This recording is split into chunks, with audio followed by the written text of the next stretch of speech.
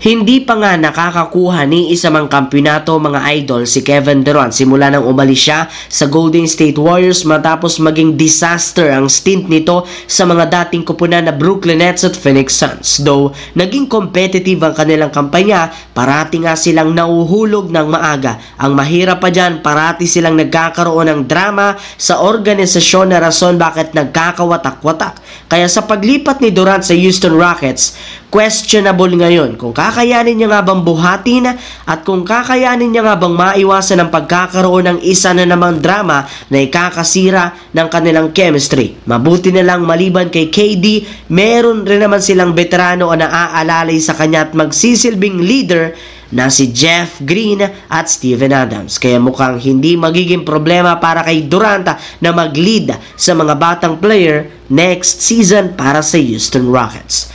Samantala, dito naman tayo. Katulad ng napag-usapan natin, 2 beses kakalabanin ng Los Angeles Lakers ang Minnesota Timberwolves sa unang 5 laro sa regular season sa October. Ika nga, it's a revenge time para sa Los Angeles Lakers lalo pat ang Minnesota ang naglaglag sa kanila sa first round at mukhang handa na rin namang kalabanin ng Lakers ang Wolves lalo pat nakahanda na ang triple tower na sini DeAndre Ayton, Jackson Hayes at Maxi Kleber na ipangtatapat at lahat ng ito healthy para kalabanin sina Rudy Gobert, Julius Randle at Naz Reid. Kaya ngayon, naisaayos na sa wakas ng Lakers ang lineup, mukhang makakasabay na sila sa ilalim ng basket. Sigurado rin naman na hindi sila dodominahin ni Rudy Gobert sa ilalim at hindi sila basta-bastang masasalaksakan ni na Julius Randle at Anthony Edwards sa kanilang muling paghaharap next season. Sa kabilang banda naman, alam naman nga ninyo na isa ang Utah Jazz sa mga teams na may tuturing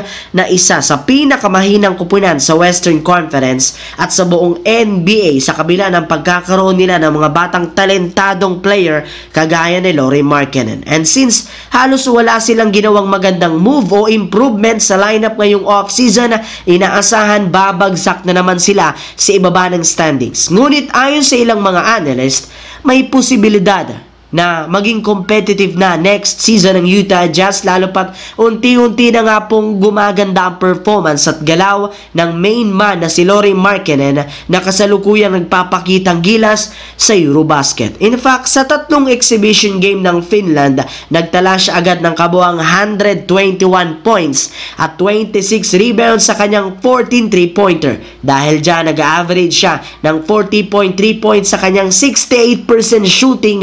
Napakataas nito mga idol at 54% naman sa long range. At kapag nadala niya ang ganitong klaseng performance sa Utah Jazz, hindi malabo na umakyat na paitaas ang standings nila sa Western Conference.